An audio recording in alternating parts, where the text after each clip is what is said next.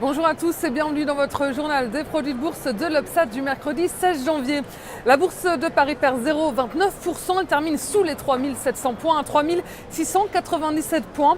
Les opérateurs français attendent les résultats des poids lourds de la cote américaine. À cela s'ajoute le retour des craintes sur le plafond de la dette aux États-Unis.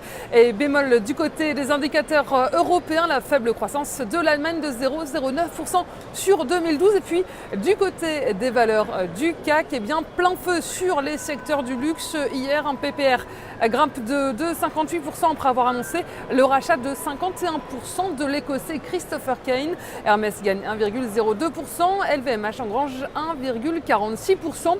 Et puis outre-Atlantique, eh bien, Wall Street termine en ordre mitigé. La bourse de New York reste sur la défensive après le discours hier de Ben Bernanke qui est resté très modéré concernant la reprise de l'économie américaine.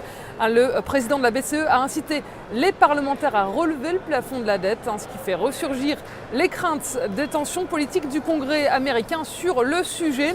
La prudence des marchés est aussi renforcée avec l'attente des résultats trimestriels de plusieurs grandes banques américaines et de quelques poids lourds industriels. Aujourd'hui, les opérateurs vont guetter les résultats de Goldman Sachs, JP Morgan ou Intel. Et puis Wall Street a digéré hier un ensemble de données économiques mitigées. On retiendra notamment le rebond musclé qui a plus 0,5% des ventes au détail américaines pour le mois de décembre 2012. L'activité manufacturière de New York recule en revanche de près de 8%.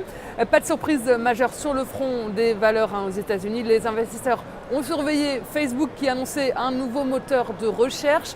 Le titre de l'informaticien américain Dell est grimpé de 2,04% sur fond de rumeurs de vente à des fonds d'investissement. Et puis un tour pour terminer du côté des devises. Le dollar regagne du terrain face à l'euro. Il profite des chiffres des ventes aux États-Unis meilleurs que prévu. Et sur le front des matières premières, eh bien, le pétrole WTI lâche 0,85% à 93,44 $. On s'intéresse aujourd'hui au distributeur Carrefour. Graphiquement, le titre se maintient au sein d'un canal haussier en place depuis les points bas de juillet 2012. Les cours se rapprochent désormais de la borne basse du canal qui devrait faire office de support à court terme et favoriser un rebond technique. Tant que le support des 17,50 € n'est pas enfoncé, le billet est haussier vers 20,50 €. La stratégie qui vous est proposée pour jouer cette valeur, c'est l'achat du Warrant Call Carrefour à 3208 T d'Unicredit au prix d'exercice de 19 € et d'échéance au 7 juin 2013. Voilà, c'est tout pour aujourd'hui. Très bonne journée, on se retrouve demain.